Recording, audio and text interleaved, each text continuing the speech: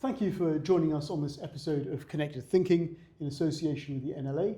I'm joined today by Matthew White, and we are going to be discussing London's competitiveness on the global stage through the lens of legislation and regulation, and really trying to work out and fathom where our competitive advantages are, where some of the threats are as we go forward in a much more international investor influenced world.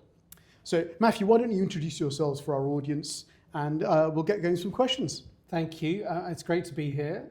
So I'm Matthew White. I'm the managing partner at Herbert Smith Freehills Kramer for real estate UK and EMEA. Great, thank you. Matthew, and with that global role, I suppose my first question to you must be, where do you see the market sentiment right now? Yeah. Do we have that edge when international investors are talking to you, for example, over other markets? Yeah, it's a very good question, and particularly at this point in the year, right at the beginning of the year.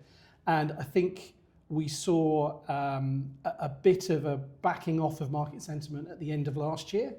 I think that was partly due to the budget, and there was uncertainty over what the UK budget would include. Yeah. And that made investors nervous. And then post-budget, it was getting close to Christmas and people decided it wasn't time to do deals.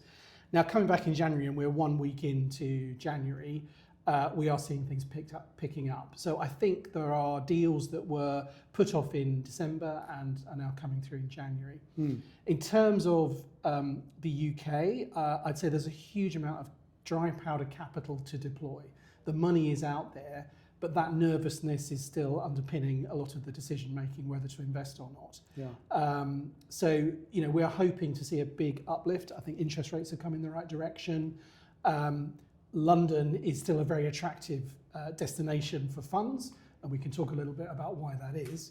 But there is still, I think, a degree of frustration with the uncertainty and the process involved in investing. And when I talk generically about the state of financial services and the state of investor sentiment, we always cite things like our time zone friendliness, yes, our rule of law, yes, it's always in the top 3 or 4 things that we talk about, yes, as being competitive advantages. When you put that in the context of planning and process for the built environment, do you think we still hold those competitive advantages? I absolutely do, yes. I think rule of law is, the strength of our rule of law is a very, very big advantage, and that attracts investment from throughout the world. I think the relatively limited FDI restrictions on foreign investment is very attractive, but we have a number of other advantages as well.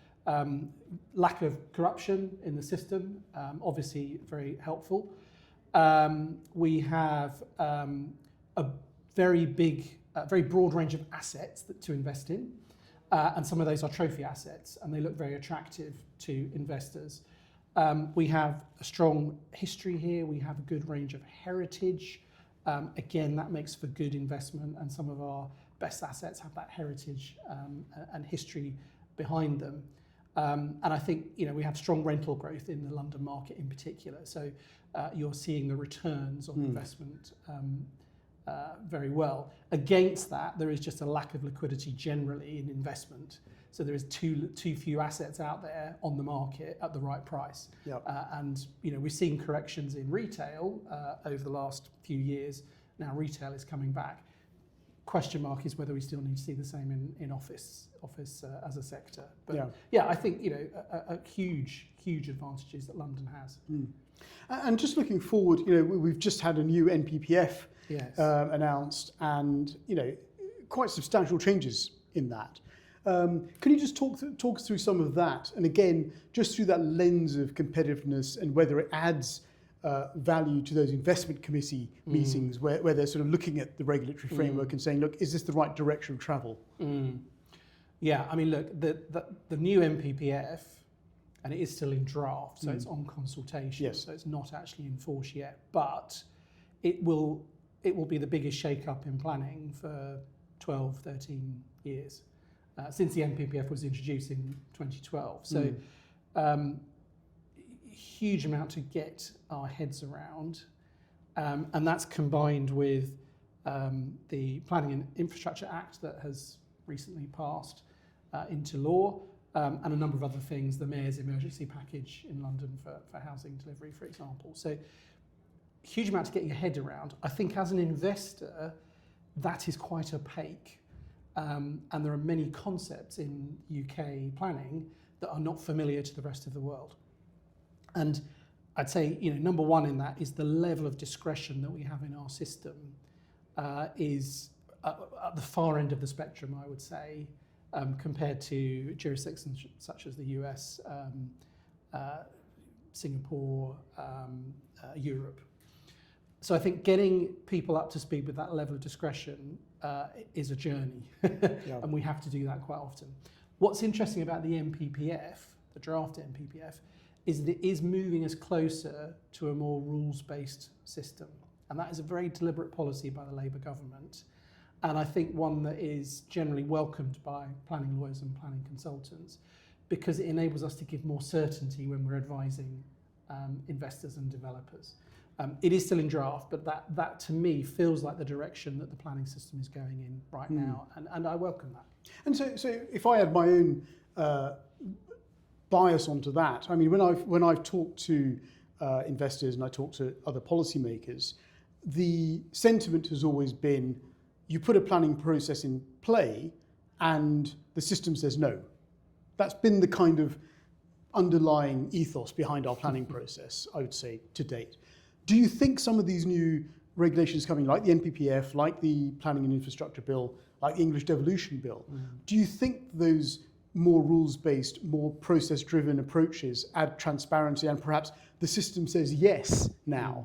Do you think that's coming through? I think the system definitely says yes more, but it says yes more in the right places. Okay. So there is a very strong presumption of in favour of granting planning permission for developments within settlements. And the answer is yes, and there are now fairly narrow grounds in which you can overturn the yes and say no.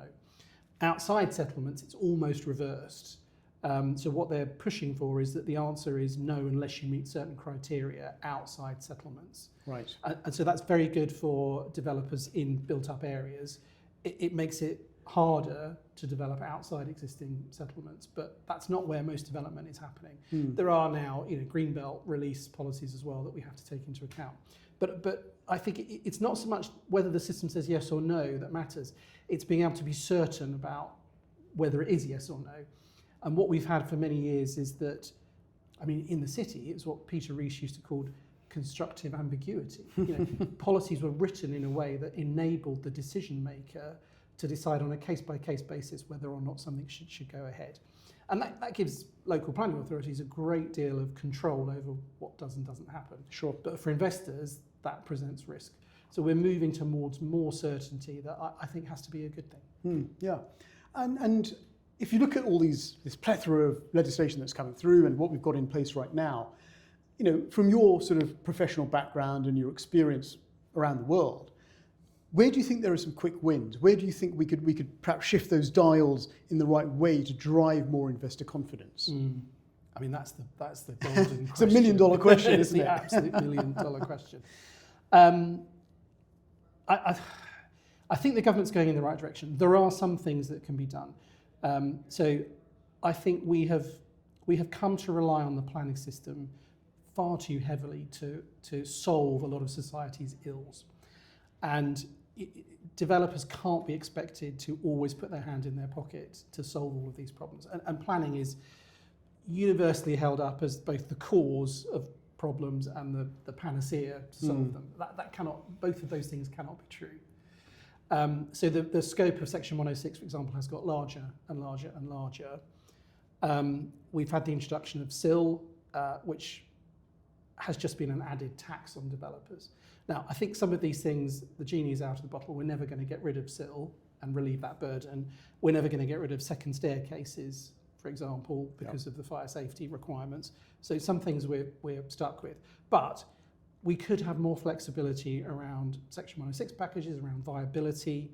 I would like to see more scope for off-site affordable housing. Now, that's not because I think developers should not include affordable housing in their proposals, but there are cases where you could provide more affordable housing than you would if you were providing it within a development site. And we have plenty of public sector land available on which housing could be constructed. So for me, that would help to unlock the system. We're seeing some interesting moves recently in other ways of granting planning permission as well. So the Universal Studios development in Bedfordshire went through a special development order process. Now that is unique. It's the first time it has been used for such a large scale of development.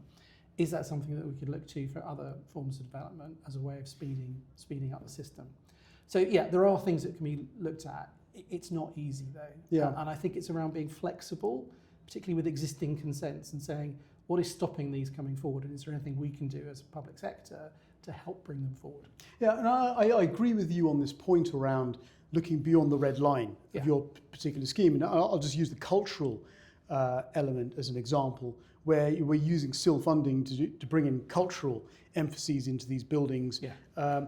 And I don't need 50 theatres in 50 buildings. Yes. You know, we need to think more strategically and say, actually, if we could accumulate and go, look, here's a cultural offering that's of real value to that ecosystem around that building, you could actually do far better and far more and get far more value out of some of this than looking at these individual elements. And we do need to bring some of that thinking together. So I think, yes, there is probably a drive to look at developer contributions in the round to make it more meaningful. Yes. Not necessarily, and I agree with you, the genie's out of the bottle. We're not going to say, look, go backwards on this, but actually how you deploy those funds more strategically, I think is important.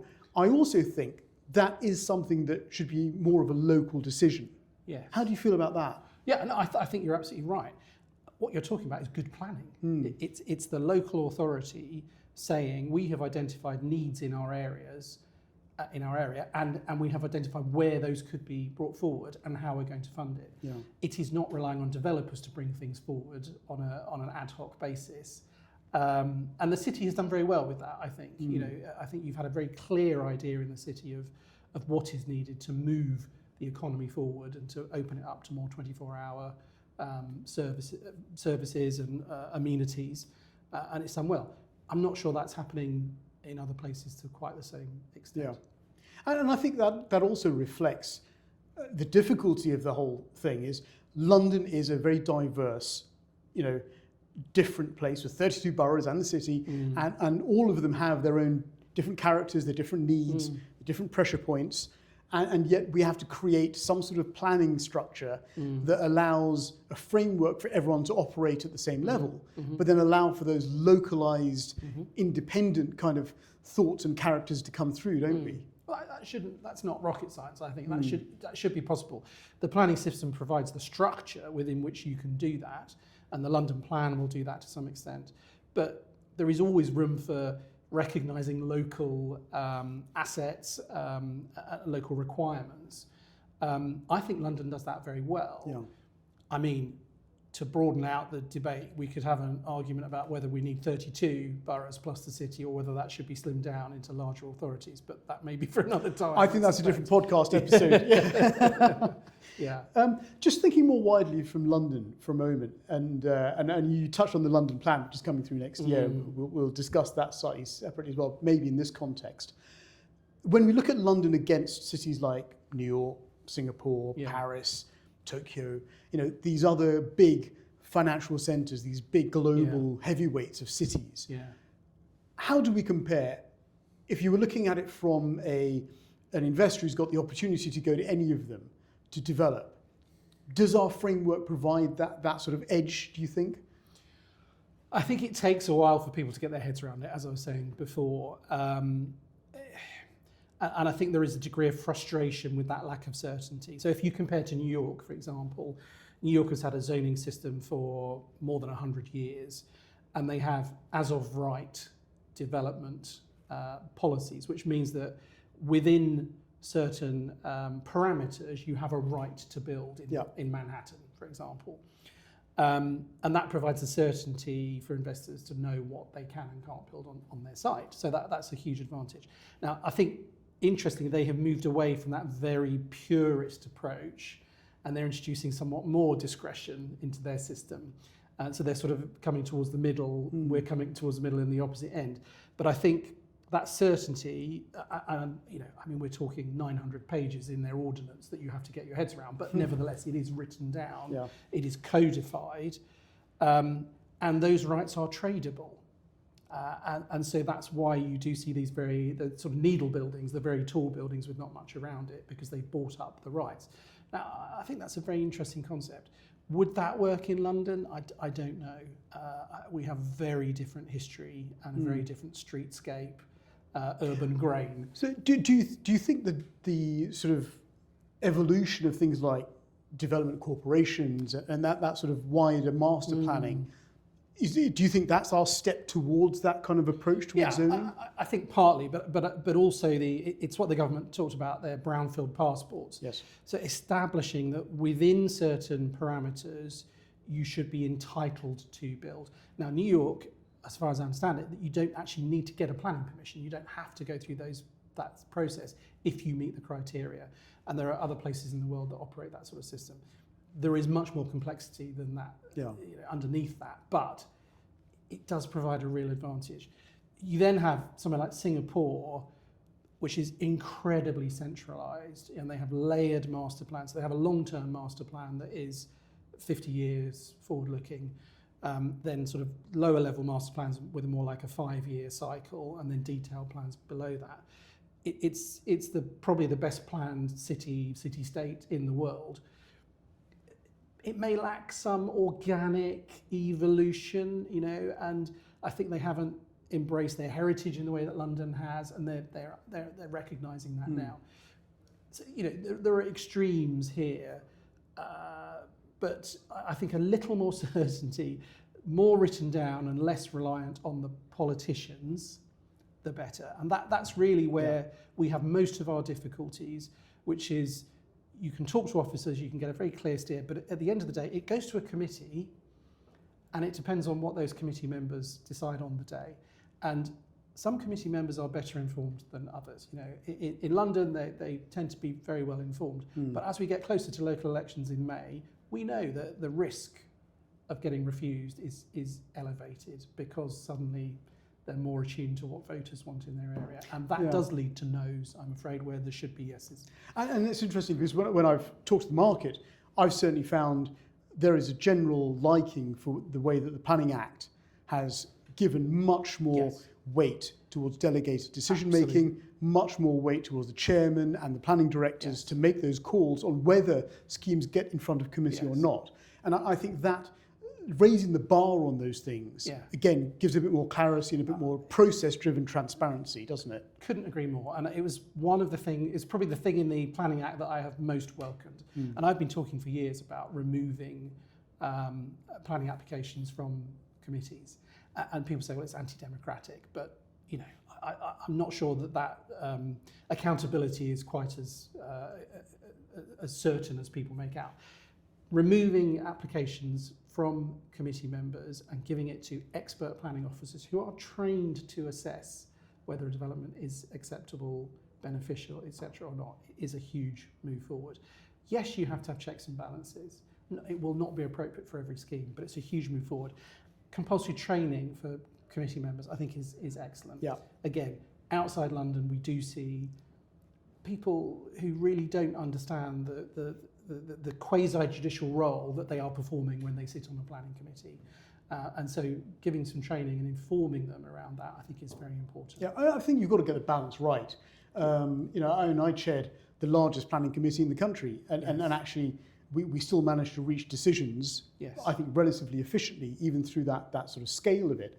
I think you do need that sort of local lay input to the decision-making process, but I think you're right. There is a very technical statutory piece here that the investment community does need to see coming through. But that local lay input can be going through planning officers. Yes. So you can write it in your plan, what is required, and then planning officers will make sure that is what is delivered. At the moment, there is too much discretion that comes at that final stage when millions of pounds in some cases have been invested. And you sit there on the night and you as a lawyer, you say to clients, well, it should go through, but we'll have to wait and see. Now, that can't be right. for that level of investment, and that will put off investors. And I've had some schemes. I had a scheme with American investors where it did come down to that final stage. And I think part of that also is early engagement on consultation. Yes. So if you actually have robust consultation, Yes. you are more likely to have dealt with localized issues, local, Yes. whether it's NIMBYism or genuine concerns, that can be sort of filtered through as you come to that final decision-making point. And one of the things I think we're certainly trying to do with the local plan, and I think we're also lobbying at London plan level, is for a much more robust level playing field on the way consultations are done, so that there's a line of sight to where people feel their voice will be heard. Yeah. I think there needs to be a little more honesty around consultations, though. I think sometimes local residents think that because they object to a scheme and they provide their views on that it shouldn't go ahead or it should only go ahead with certain restrictions, they think that will be reflected. We need to be a little bit more honest around what the scope is for local people to influence schemes. If you are in a brownfield site in the middle of a settlement area and you are proposing a housing scheme, there is huge policy support for that to go forward. And I think to give people the idea that they can stop a good scheme from coming forward is unfair. And then they feel cheated when it does come forward. So, I do worry that we're not entirely honest when it comes to consultation. Yeah, brilliant. Matthew, thank you very much for coming in today and talking to us about that sort of competitiveness edge through that lens of legislation. I think it's really important that the legal framework is set so that enables the commercial market to come in and do the best it can in the London market. So thank you so much for joining me today. Us too. I still think London is the best city in the world to develop in and has far more to offer than anywhere else. I would agree with you. I'm happy to work here. Thank you very much. Thank you, Trevor.